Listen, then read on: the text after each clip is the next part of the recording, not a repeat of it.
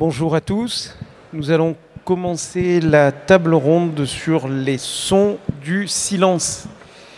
Une table ronde qui va nous amener à nous intéresser aux livres audio et d'une manière générale à toute une production de fiction audio et qui va donc nous amener à nous poser la question de ce média, où est-ce qu'il va et en quoi est-ce qu'il peut apporter un changement ou des bénéfices ou au contraire des problématiques vis-à-vis du livre papier classique et du lecteur.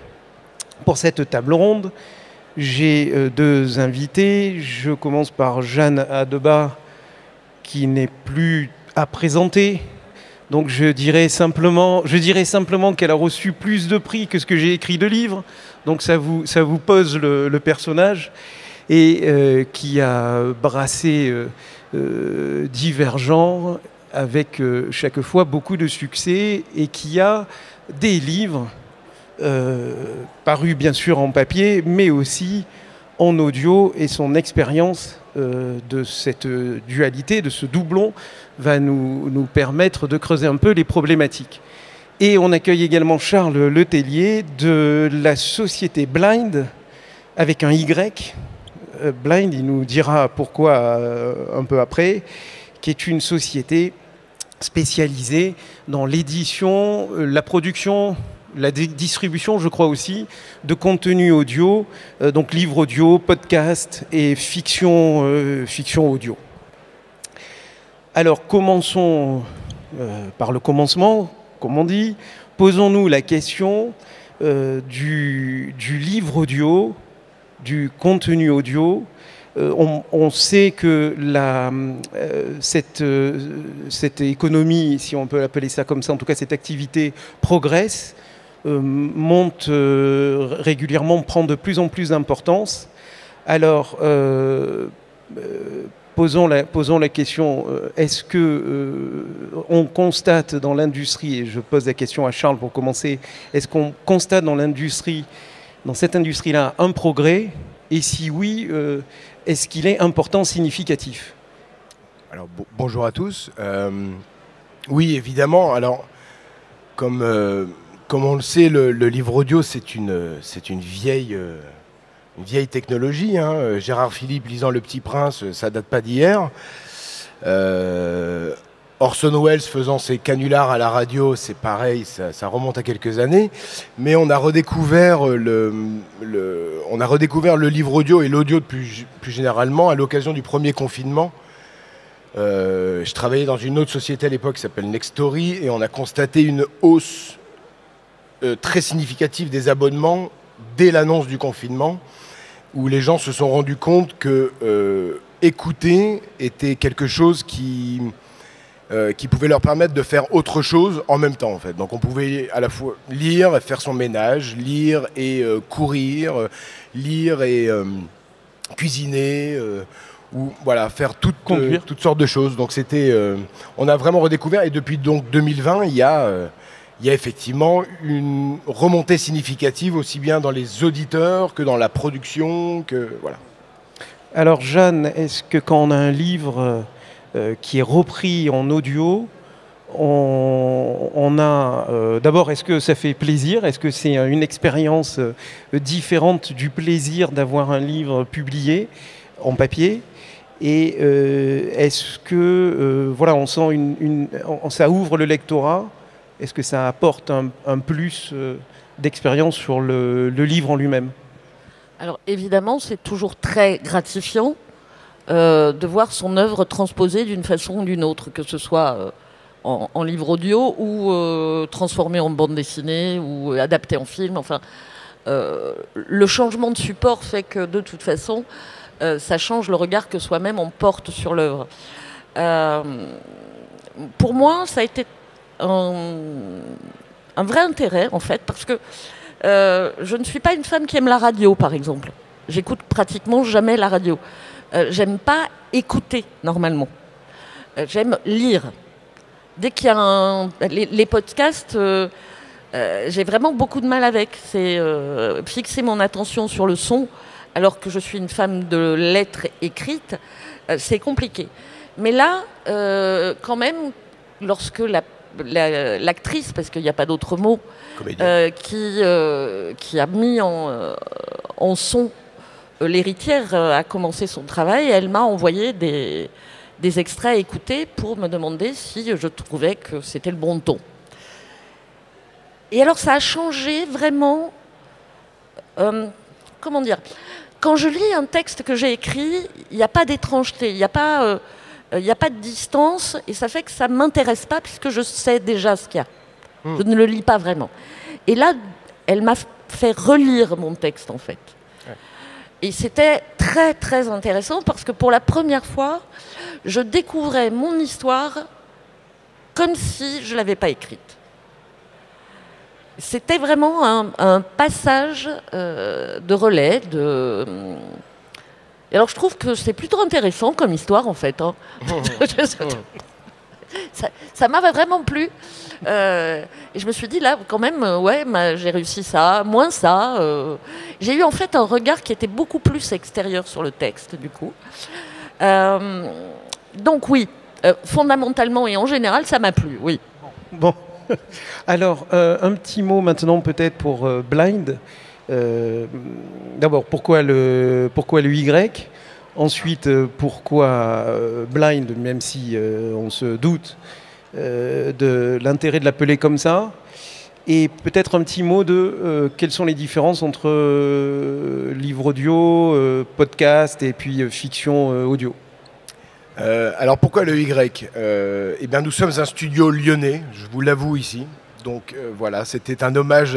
Nobody's perfect. Nobody's perfect. Donc c'était un hommage à Lyon, voilà, pour se différencier aussi et pas. Et voilà, donc tout simplement. Évidemment, le vecteur, le médium audio a un intérêt logique et évident pour les publics non-voyants, malvoyants. Ce qui me permet d'ailleurs de dire que nous avons un partenariat avec l'association Valentin Oui qui va de ce fait-là diffuser l'intégralité de nos contenus au fur et à mesure dans l'année, à la fin de l'année et l'année prochaine. Donc en format Daisy, puisque c'est un format spécifique qui permet aux personnes non ou malvoyantes de se repérer dans le livre. Et alors la différence entre livre audio, série audio immersive et podcast, voilà, on a quoi, 3 heures pour... Je voudrais rebondir sur quelque chose que tu as dit, donc c'est souvent pour les publics empêchés de lire. Et dans mon expérience de prof de lettres, il m'arrive souvent d'avoir des élèves qui sont 10 d'une façon ou une autre. Et l'accès à la lecture est compliqué pour eux. Absolument. Donc, dans mes listes de lecture, il y a toujours des versions audio. Maintenant qu'elles sont accessibles. Parce qu'autrefois, elles ne l'étaient pas aussi. Hein. Mon grand-père était aveugle. Son drame, c'était que ça n'était que des livres qu'il avait lus. Jadis. Hein. Tous les classiques, les Victor Hugo, on les avait. Mais il n'y avait plus rien, il n'y avait rien de contemporain réellement. Alors que là, on a de plus en plus des panels d'offres qui ne sont pas seulement sur les classiques, bien que ça soit mon problème de prof. En général, je conseille des classiques. Mais on a aussi des textes beaucoup plus accessibles, beaucoup plus pour les gosses. Donc. Et j'ai constaté que même les non-10 se tournaient quelquefois sur ces parties-là. D'ailleurs, ils me le disaient dans leur fiche de lecture. Je l'ai écouté... Ça fait partie de mes demandes. Hein. Je demande de où a été le support, où a été trouvé le support. Et il y a comme ça des entrées en lecture qui ont été faites par le biais audio. Bien sûr. Et ça, c'est extraordinaire. Pour un prof de français, c'est un outil qu'il ne faut absolument pas négliger. Ben, on le sait, pardon Jeanne, on le sait de manière à peu près certaine aujourd'hui que le livre audio amène à la lecture. Voilà. Les statistiques le prouvent. Alors, j'ai pas les chiffres ni les ni les rapports qui l'ont démontré, mais voilà, effectivement, beaucoup d'enfants, c'est plus facile d'écouter que que de lire. Voilà, puis ça les ramène à des trucs anciens qui sont très cosy en fait, Oui. parce que s'ils ont eu de la chance, leurs parents, s'ils ont eu des parents base sympas, papa et maman leur ont lu des histoires avant qu'ils s'endorment, etc. Et je pense qu'il y a une forme de confort ancien qui ressurgit et qui permet un accès beaucoup plus détendu à la lecture, beaucoup moins dans la performance en fait. Ça ramène à ce vécu tendre de l'enfance. Accessoirement, il n'y a pas que les 10 qui sont soutenus par le livre audio. Je vois ma fille qui est TDAH et elle est incapable elle a des problèmes donc de focalisation, de concentration. Elle ne peut pas faire un seul truc, agir sur faire la vaisselle comme ça. Elle n'y arrive pas. En revanche, ce qu'elle fait, c'est qu'elle se met son casque, son bouquin, et elle fait la vaisselle en écoutant soit un podcast, soit un bouquin. Et alors qu'elle avait renoncé pas mal à la lecture, elle y revient comme ça. Ça l'aide à focaliser sur ses gestes, en fait. Et ça a vraiment un double intérêt pour elle. Voilà. Mais l'audio est très intime. C'est le premier sens qu'on développe dans le ventre de la maman. Avec le nez. Avec le nez, oui. Oui, c'est sûr, mais bon, j'imagine que les odeurs sont moins transmissibles. Voilà. Mais bon, en tout cas, on sait que la musique est entendue par le fœtus, etc. Donc il y a un rapport très intime avec l'audio. C'est quelque chose qui est très rassurant, et c'est ce qu'on essaye de faire chez Blind d'ailleurs. Donc nous, on adapte des BD, notamment des BD et des livres, et on en fait des audiodramas scriptés, ce qu'on appelle des séries audio, ce que d'autres appellent podcast, ce que d'autres encore appellent livre audio. C'est là qu'il y a une nécessité probablement de définir une terminologie.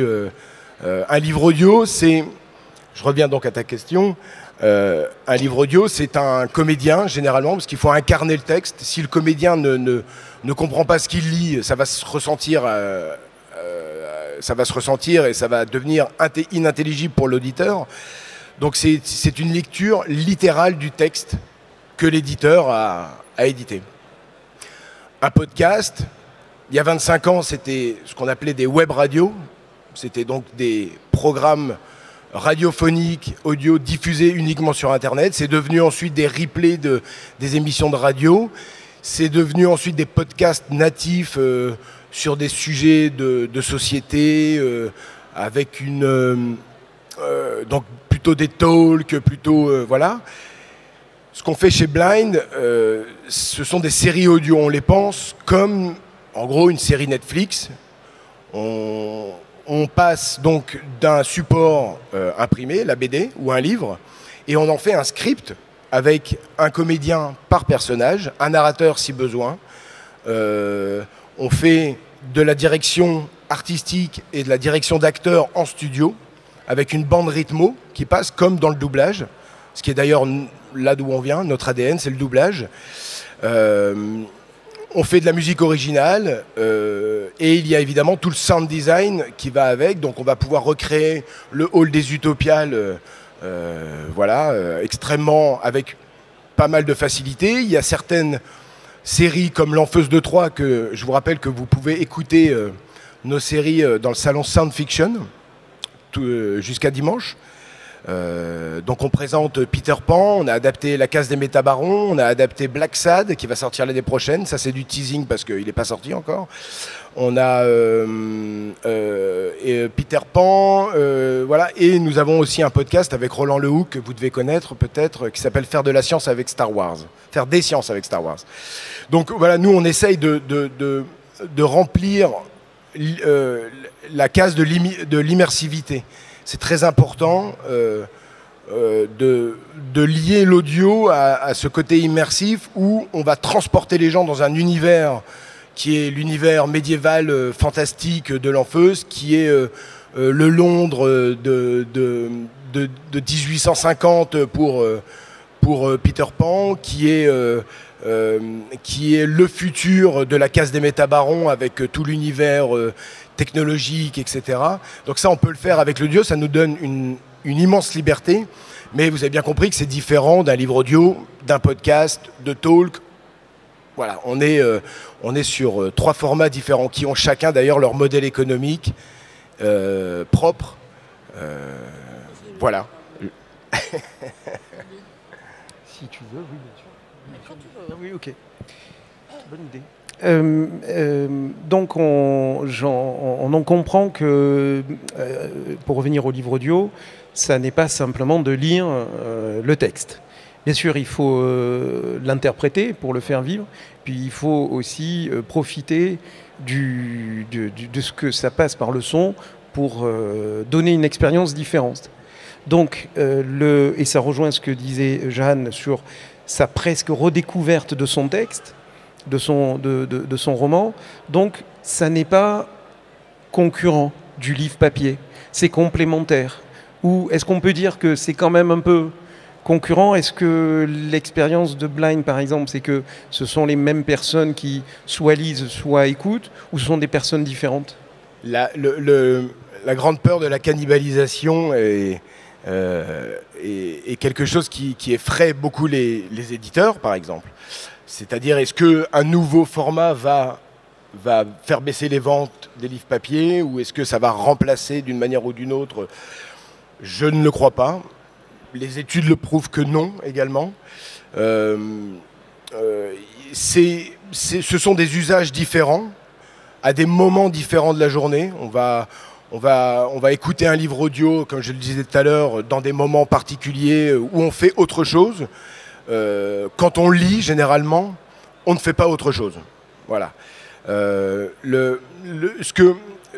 qu'on essaye de faire, ce qu'on a essayé de faire avec Blind, c'est justement de prolonger et de sublimer l'expérience de lecture, en faisant appel à toutes les ressources de l'imagination.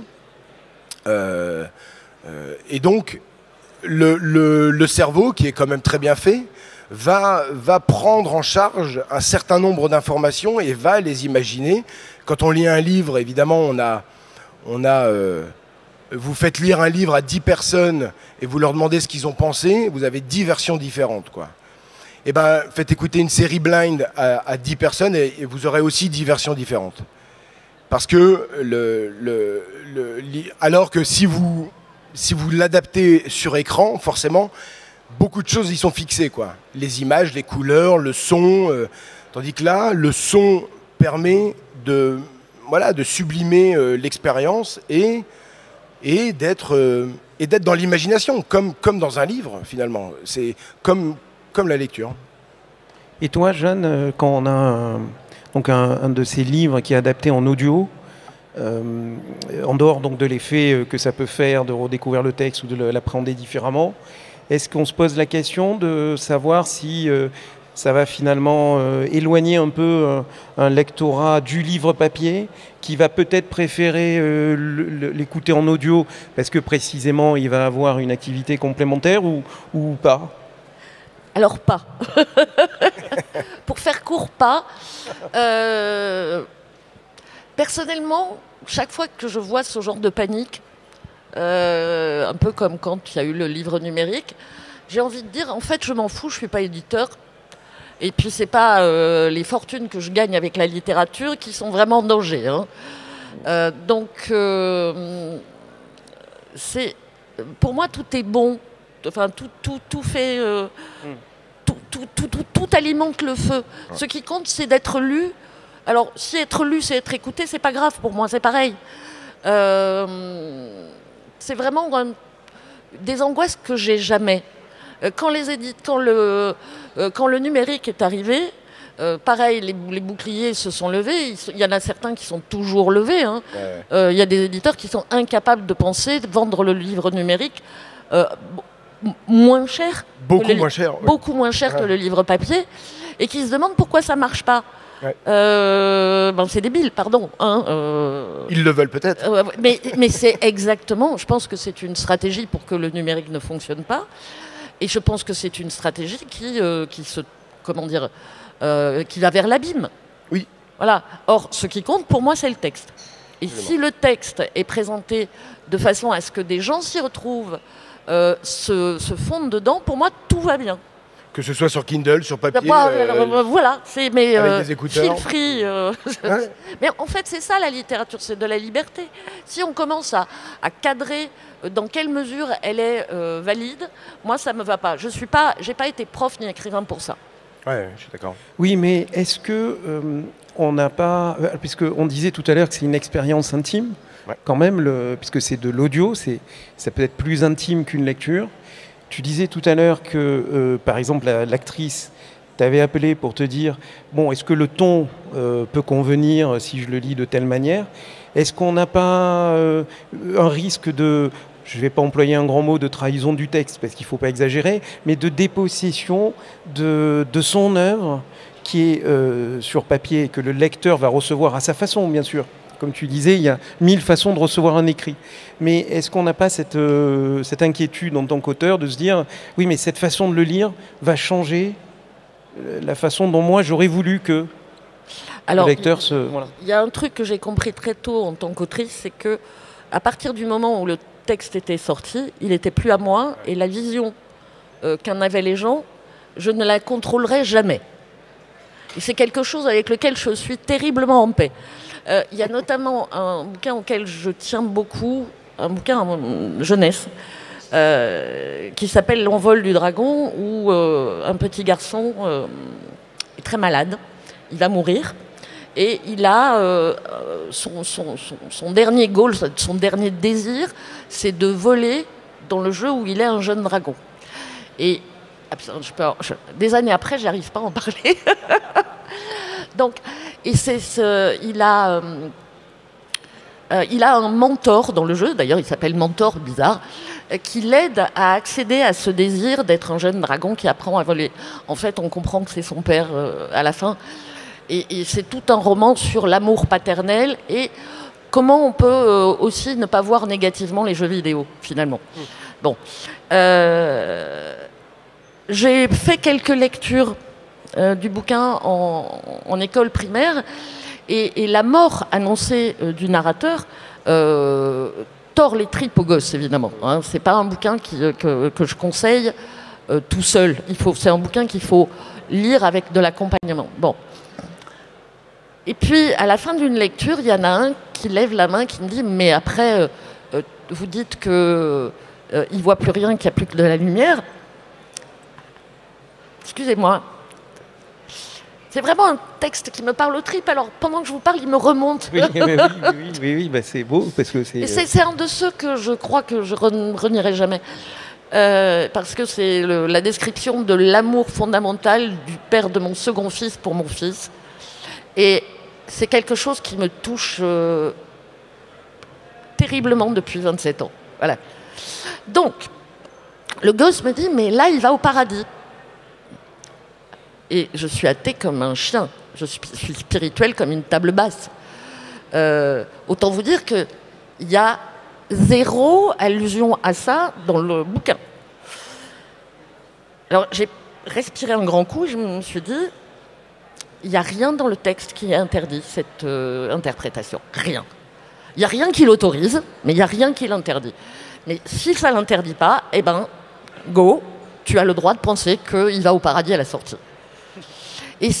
Mais ça a été fondamental pour comprendre à quel point le texte peut s'enfuir de tes doigts et être autre chose. À partir de là, je ne suis peut-être pas le bon auteur à qui parler de trahison de son œuvre. Parce que je n'y crois pas, en fait. D'accord. On vient d'adapter La vieille anglaise et le continent en bande dessinée. C'est Valérie Mangin, une copine, qui s'en est occupée. Et quand j'ai vu les premières pages, je me suis dit, non, mon Anne, à moi, elle ne parle pas tout à fait comme ça. Ça m'a un peu gênée au début, et puis j'ai continué le texte. Et j'ai dit, mais ça, c'est la voix de Valérie, en fait. Ah, mais ouais, ok. C'est bon. Super. Go on. Oui, très bien. Mais pour rebondir, Steiner disait traduire, c'est trahir déjà. Donc à partir du moment où on change de médium, il faut adapter le langage. On ne peut pas passer on ne peut pas passer d'un médium imprimé avec des caractères d'impression à un médium audio avec des comédiens sans qu'il y ait un sas de la même façon qu'une adaptation cinématographique nécessite une réécriture. Et d'ailleurs, souvent on est déçu ou alors emballé. Enfin voilà, je laisse les fans du Seigneur des Anneaux dire ce qu'ils en pensent ici, mais, ou de Dune. Mais ce qui est sûr, c'est que chez Blind, on essaye, on part d'œuvres qui sont extrêmement connues, visuellement très fortes, avec des scénarios extrêmement, comment dirais-je, habités et qui ont été validés par des comités éditoriaux, etc., qui ont été validés par des millions de lecteurs, dans le cas de l'Enfeust et de Black Sad et de Loisel, etc. Donc le travail de script doctoring et d'adaptation, c'est là que se situe notre valeur ajoutée, je dirais. C'est qu'on va essayer de retransposer dans l'œuvre audio ce qu'on a trouvé dans l'œuvre imprimée. Et tout l'enjeu est là. Donc évidemment, on est aidé en cela par le sound design, par le Dolby Atmos, le son spatialisé, tout ce que vous voulez. En termes de technologie, on peut aller assez loin aujourd'hui, mais rien ne remplace un bon script et un bon scénario à la base. Donc si votre histoire est bancale, voilà, vous pouvez mettre tous les effets spéciaux que vous voulez, ça ne changera pas, quoi. Voilà. Alors, petit point, mais pas trop technique. Précisément, je t'entends parler de spatialisation, de tout un tas de technologies qui peut servir la création, enfin l'élaboration d'un livre audio. Est-ce que la technologie est importante donc? Est-ce qu'elle évolue? Est-ce qu'on voit des choses se profiler à l'avenir? Est-ce qu'il y a des choses à tenter qui n'auraient pas été encore tentées en audio? Il y a des choses à tenter. À Lyon, on a 2 studios en Dolby Atmos, donc avec 7.4.1, c'est-à-dire qu'il y a 7 enceintes qui font le tour, 4 au plafond et une. Je ne suis pas un technicien, donc je m'embrouille déjà. Ce qui est sûr, c'est que j'ai écouté la case des métabarons dans ce cadre-là et l'expérience est assez incroyable. On est comme transpercé par le son. Donc, il y a ça. Ça, c'est une technique de mixage. Mais quand on parle de spatialisation, moi qui écoute beaucoup de séries audio et à tous les étages, j'en écoute tout seul chez moi quand je travaille. Et plusieurs fois, j'ai retiré mon casque pensant qu'il y avait vraiment quelqu'un qui montait dans l'escalier, quoi, par exemple. Et c'est assez bluffant, assez bluffant ce qu'on peut faire, effectivement, en termes de réalisme, de rendu, par rapport à l'expérience auditive. Donc il y a évidemment des choses à faire, des choses qui se font, qui vont aller un peu plus loin probablement dans les années qui viennent. Voilà, mais encore une fois, il faut une bonne histoire, quoi. Ah oui, ça, je crois qu'effectivement, ça reste le cœur tout de même. Ça reste le cœur. Oui, mais tu sais, c'est aussi vrai pour n'importe quel bouquin. Hein. C'est vrai pour tous les contenus. Voilà, si le bouquin est mauvais, on le laisse sur les étagères, pareil. C'est ça. Même avec la spatialisation, effectivement, ça change. Ouais, ça. Est-ce que aujourd'hui, on peut penser que donc le livre audio va progresser encore, cette fois-ci pas technologiquement, mais dans sa diffusion dans la société? Est-ce que c'est quelque chose que vous travaillez chez Blind? C'est-à-dire comment peut-être est-ce qu'il faut le démocratiser encore plus? Tu disais que le confinement avait évidemment peut-être ramené le livre audio un peu au centre des préoccupations. Est-ce que ça a rebaissé depuis ou est-ce que c'est une tendance qui se poursuit? Non, ça se poursuit de la même façon. J'étais au Paris Podcast Festival il y a 2 semaines. Il y a de plus en plus de gens qui écoutent des livres audio, de plus en plus de gens qui écoutent des podcasts. Vous en écoutez probablement pas mal aussi. Donc on sait que c'est un public plutôt urbain, entre 25 et 40 ans, à moitié femme, moitié homme. Donc voilà, plutôt équitable et avec de l'égalité. Donc effectivement, Alors, ce qu'on constate, c'est en Europe, par exemple, les pays scandinaves et les pays du Nord, donc là, je considère l'Allemagne comme un pays du Nord, mais toute la Scandinavie, l'Angleterre, les États-Unis, l'Australie sont des pays qui ont d'énormes marchés. En Suède, par exemple, c'est un Suédois sur 2 qui est abonné à une solution de livre audio.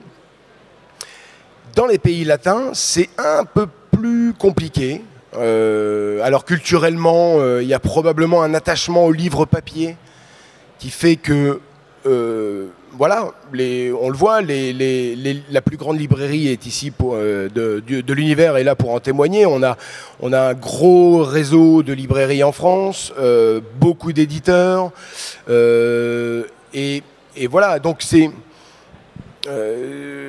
oui, le livre audio, je pense que ça a nécessairement de l'avenir. Il faut savoir qu'aujourd'hui, dans tout ce qui se publie par an, il y a 2% du catalogue publié qui est adapté en livre audio. Donc on est encore très très loin de... Donc évidemment, les éditeurs audio vont éditer en audio des livres qui vont dépasser 40, 50 000 ventes, quoi. Parce qu'il n'y a pas de prise de risque, et c'est normal, ça coûte en moyenne 10 000 € de produire un livre audio. Voilà, donc c'est rentable au bout de 5, voire 6 ou 7 ans.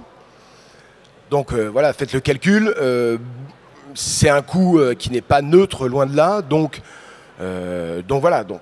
Mais probablement qu'avec les méthodes, une carte son aujourd'hui, ça coûte pas si cher que ça. Un bon comédien, ça coûte un peu cher encore.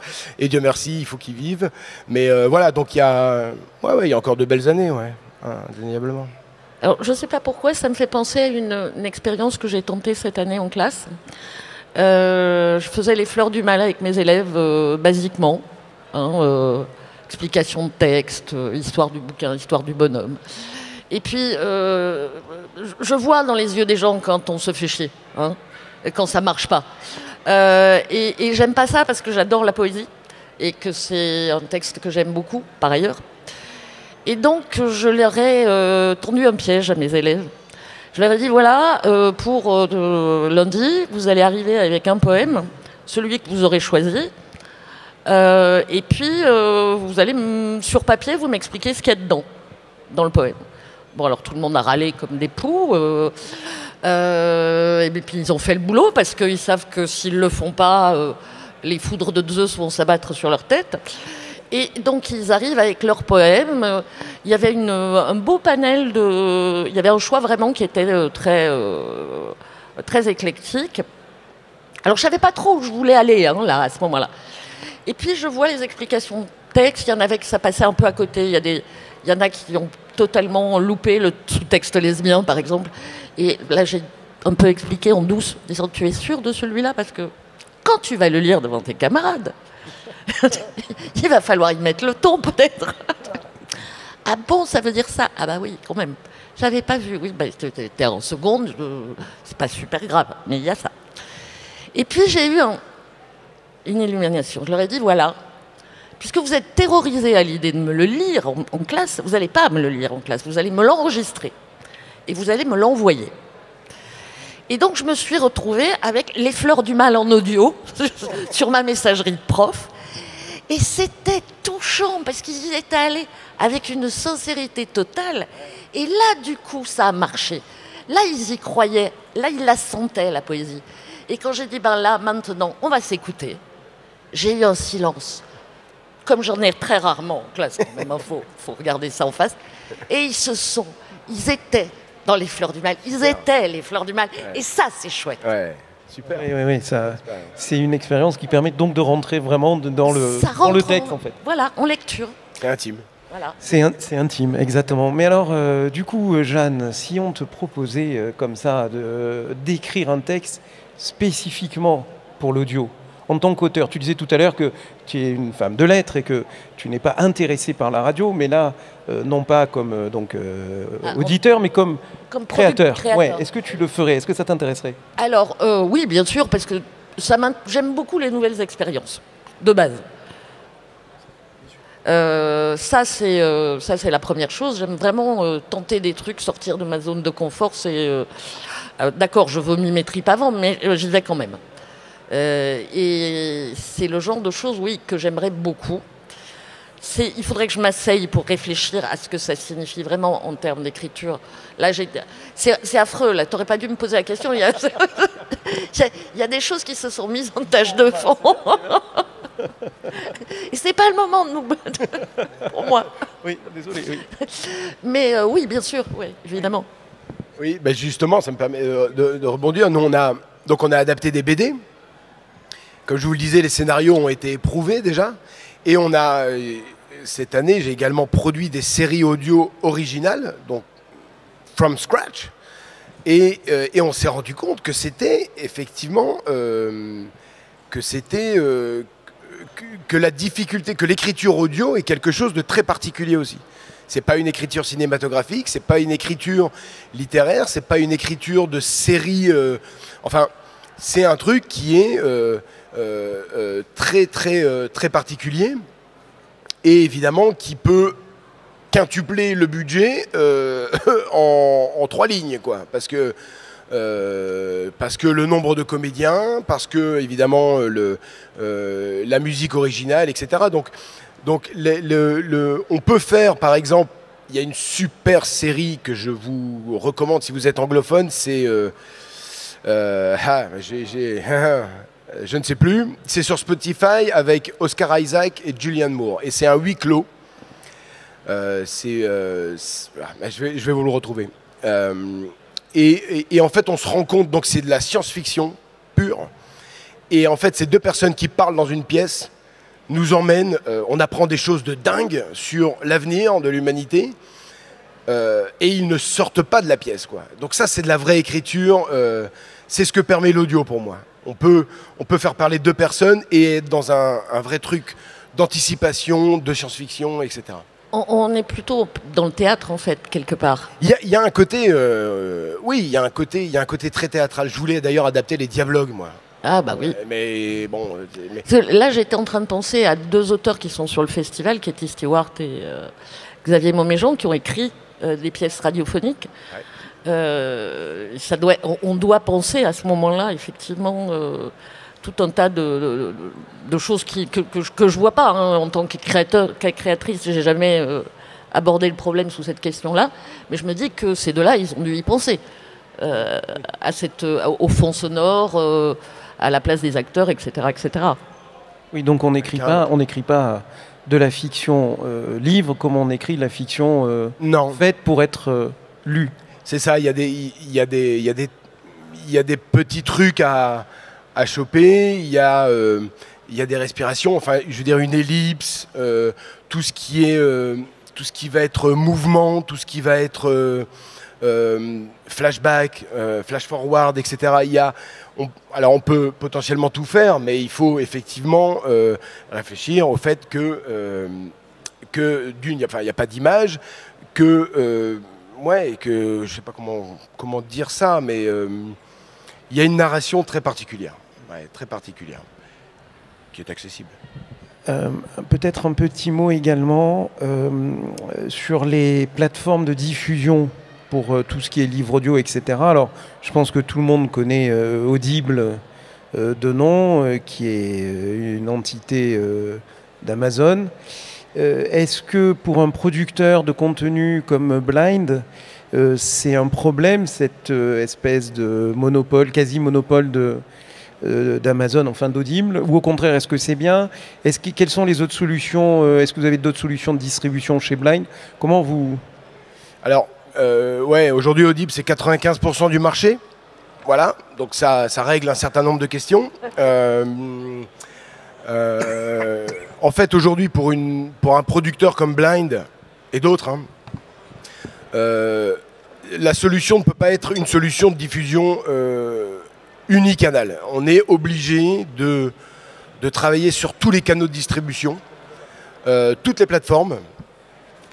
chaque plateforme a quasiment son modèle économique propre. Hein, ça peut être du temps d'écoute, comme sur Nextory, comme sur BookBeat, Storytel.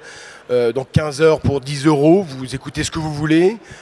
Audible, vous avez un crédit par mois pour 9,90 €. Je ne suis pas là pour faire la pub pour les plateformes, mais ensuite, le podcast tel qu'il est aujourd'hui est monétisé. C'est-à-dire que vous avez des pré-rolls au début, au milieu ou à la fin, de 30 secondes, 1 minute, 2 minutes. Ça dépend. Aux États-Unis, c'est 2 minutes au milieu, au début et à la fin. Voilà.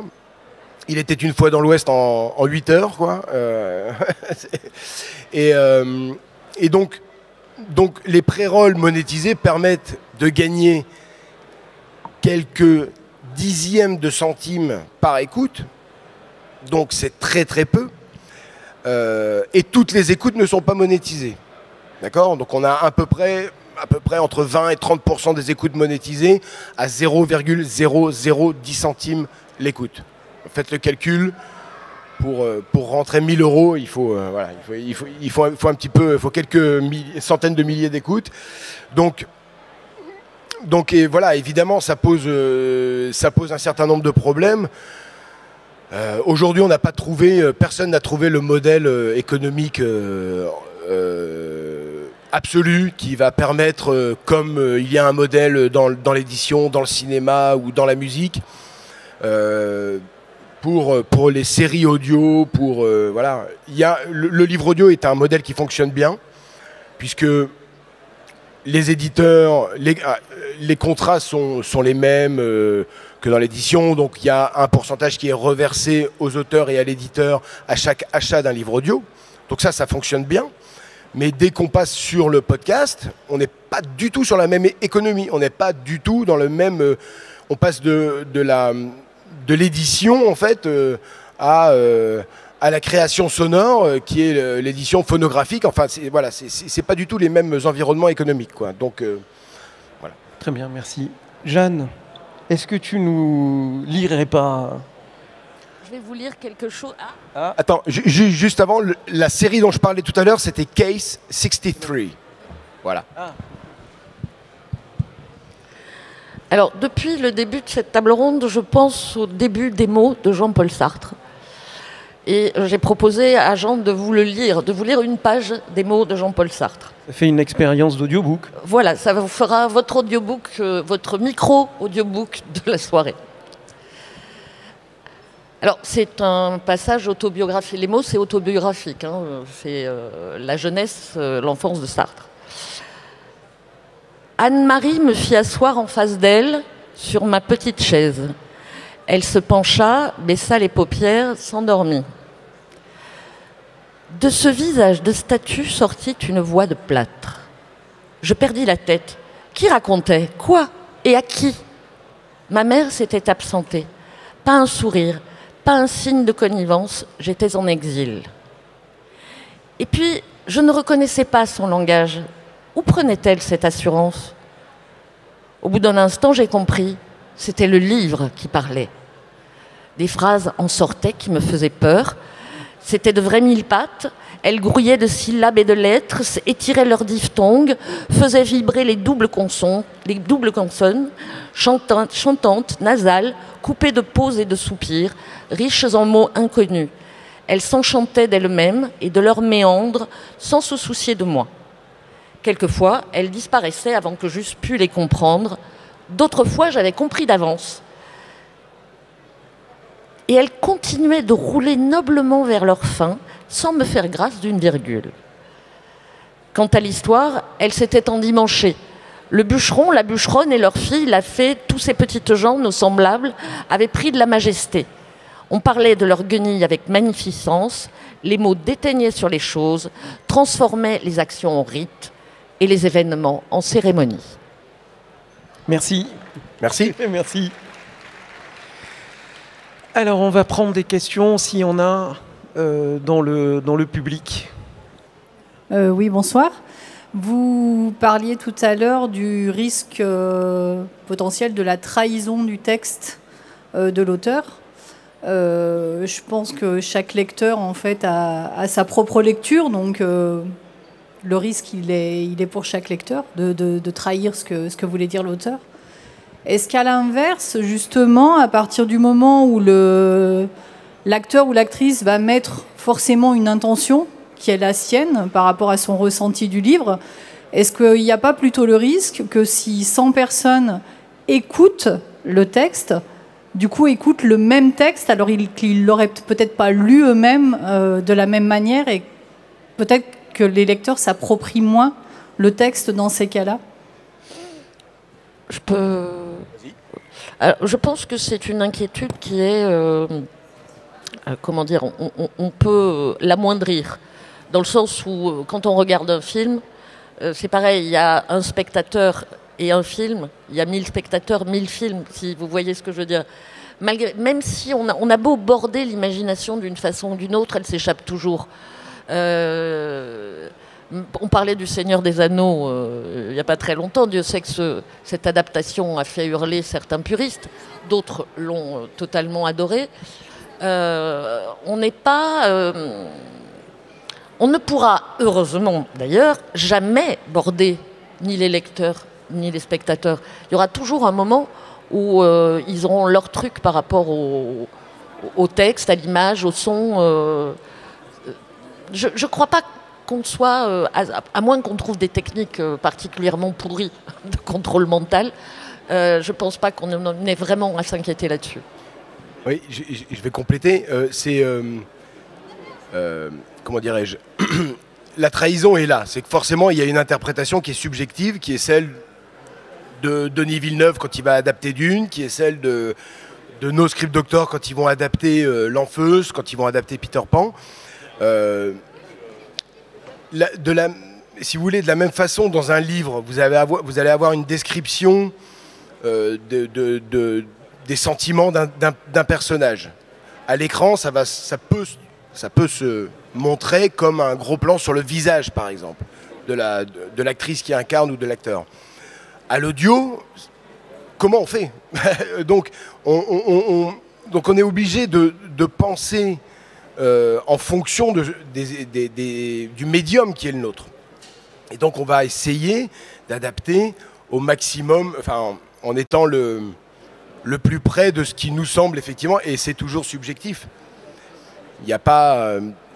voilà, c'est pour ça que traduire ou adapter, c'est forcément trahir quelque part. Maintenant, il y a trahison et trahison.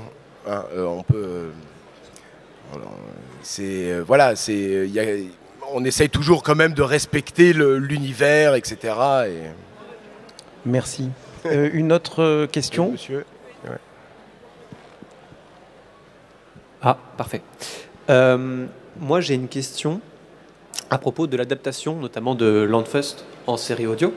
J'ai écouté tout à l'heure, c'était très agréable. Je me suis bien replongé dans l'univers. Ouf. Mais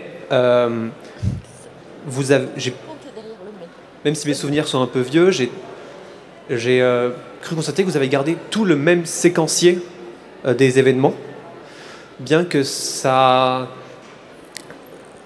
séquencier qui est fait pour un support visuel et pas pour un support auditif, et vous avez comblé ce manque par l'apport d'un narrateur.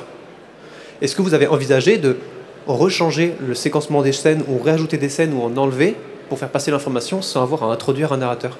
Alors sur L'Enfeust, je pourrais pas répondre. En fait, c'est tellement bien fait. C'est ce que je disais tout à l'heure. C'est que le support initial est tellement solide en lui-même. À chaque fin de page, il y a un cliffhanger. Voilà. Donc finalement, on a triché en partant de la BD, si je puis dire, parce que ça nous apportait déjà, comme vous le dites, donc un storyboard extrêmement limpide, avec des chutes, des climax, etc. Donc voilà. Donc par contre, on a adapté L'Île au trésor de Stevenson, qui est un bouquin, je crois, de 585 pages à la base, et on l'a fait en 10 fois 10 minutes. Mm-hmm. Et pour ce faire, étant donné que c'était libre de droit, on a pris certaines libertés pour faciliter l'histoire et pour que ça tienne, justement, on en parlait tout à l'heure de l'écriture audio, pour que ça tienne dans un format qui soit économiquement viable pour nous, c'est-à-dire pas trop long, ni trop court, mais qui soit néanmoins 10 minutes par épisode, c'est parfait. Donc il y a effectivement un narrateur. Alors je ne sais plus exactement quel personnage on a inventé. On a fait également, c'est sorti la semaine dernière, Les Montagnes hallucinées de Lovecraft. Et c'est pareil, on a un peu transposé l'action, on prend certaines libertés avec les livres libres de droit qui sont en eux-mêmes des grosses licences, quoi. Que ce soit Jules Verne, Lovecraft, Stevenson, etc. Donc il y a déjà une base aussi qui est extrêmement solide et qui nous permet d'avoir justement plus de latitude et moins de contraintes, parce qu'évidemment on a fait Black Sad par exemple en coproduction avec Dargo. Voilà, et on pouvait pas faire n'importe quoi, et c'est normal. Et donc c'est pareil avec Christopher Arleston pour l'Enfeust, et voilà. Du coup, il y a un blocage juridique entre guillemets qui vous empêche de faire une adaptation vraiment comme vous le voudriez d'une œuvre BD, par exemple ? Non, c'est pas un blocage juridique, c'est en fait une veille artistique, okay. qui est plutôt qui est libre, il n'y a pas de souci, mais parce qu'on passe évidemment d'un médium à un autre, encore une fois. Donc, mais voilà, donc on peut pas rajouter des personnages dans Black Sad comme ça, quoi. Voilà, c'est alors qu'avec l'île au trésor, voilà, on peut faire un peu plus, on peut être un peu plus libre. Merci. Une autre question? Oui. Bonsoir. Vous avez un petit peu parlé des modes de diffusion sur donc Blind notamment et l'audio en général. Et ma question c'est, est-ce que l'édition de littérature traditionnelle a des choses à apprendre des modes de diffusion de l'audio aujourd'hui ou d'autres médias? Et peut-être quoi? Oula, bonne question. Disons que les modes de diffusion de la littérature traditionnelle remontent à quelques années maintenant. Donc ils ont été éprouvés par le temps. Il y a des réseaux de distributeurs, de diffuseurs, des libraires, etc. Nous, on est en train d'inventer ça. Enfin, d'inventer. En tout cas, de chercher. Donc, que ce soit par les réseaux sociaux. On réfléchit à TikTok. Que ce soit par effectivement donc l'accès gratuit, l'accès payant sur certaines plateformes, comment on fait. Et il y a un gros travail de test and learn, comme disent les Américains, qui est aujourd'hui, qui n'est pas subventionné du tout. S'il y a des gens dans la salle qui sont concernés, on est intéressés. Mais il y a effectivement, voilà, l'audio, c'est un milieu qui est en devenir. Mais c'est un peu le Far West quand même. Merci. Une autre question? Oui. Oui, les vieux livres audio se trouvaient dans les bibliothèques physiques, municipales et autres. Comment vous voyez la diffusion justement dans des systèmes collectifs voilà.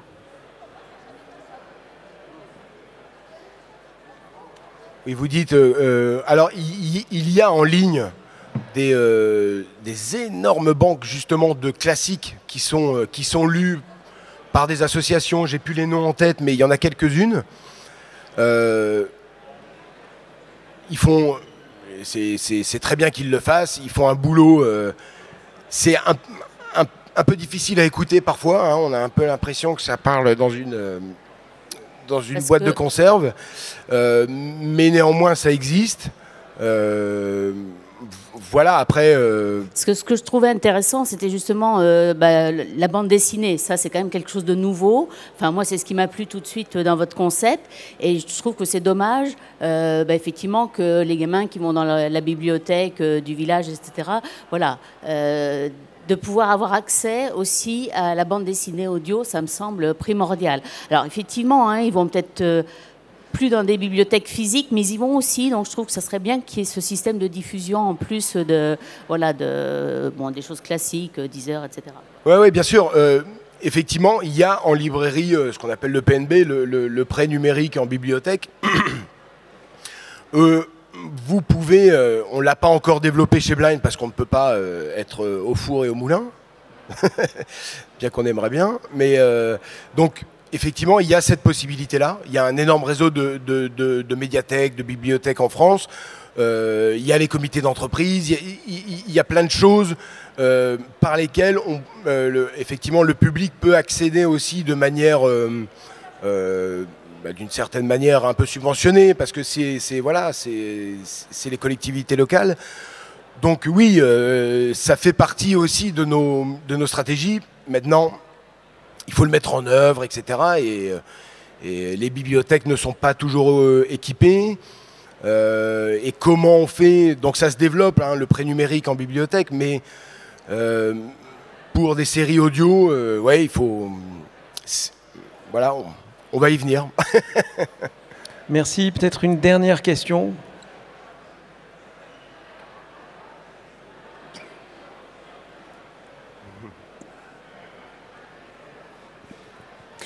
Je vais en profiter, ça va être plus peut-être une remarque qu'une question. Contrairement à certains des intervenants, j'écoute la radio et j'ai eu la chance de tomber sur une émission qui parlait en fait de la voix intérieure qu'on a quand on lit un livre papier. Et je me permets de rebondir sur ce que vous avez dit tout à l'heure. Je crois beaucoup en la complémentarité des médias et le fait d'avoir sa propre voix ou celle de quelqu'un d'autre. Je pense que c'est des choses qui sont tout à fait complémentaires et qui, de la même manière qu'une autrice peut redécouvrir sa propre œuvre, on peut avoir des lectures différentes avec des écoutes différentes. Et c'est aussi le cas pour les adaptations cinématographiques. Je me souviens avoir vu Premier Contact et avoir eu envie de lire la nouvelle dont le film était issu après. Donc, après, je ne sais pas si vous voulez rebondir là-dessus, mais ce serait avec plaisir. Je vais le faire. Je vais le faire parce que, du coup, vous avez appuyé sur un truc qui m'a fait une étincelle, c'est que moi, j'ai pas de voix intérieure quand je lis. Du tout. Quand je lis, en fait, il y a deux solutions. Soit je suis en train de lire avec attention le texte pour le corriger, et dans ce cas-là, effectivement, j'ai ce truc-là, cette voix-là, mais ça m'emmerde, j'ai zéro plaisir à ce moment-là. En revanche, il y a un moment, quand je commence à lire, où je ne suis plus visuellement que le texte. Il faut voir que j'ai une mémoire visuelle extrêmement forte. Donc, en fait, je reçois une demi-page à la fois. Donc, en fait, je suis déjà le texte. Je ne l'entends pas, je suis le texte. Et si je ne sais pas comment vous transmettre ça, hein, mais je ne sais même plus que je suis en train de lire. Parce que le sens s'impose à moi sans le son, et forcément. Et c'est peut-être une des raisons pour lesquelles je ne suis pas une bonne auditrice de radio. En revanche, voilà. Eh ben, merci beaucoup. Merci à nos invités. Et on libère donc la salle. Merci à tous.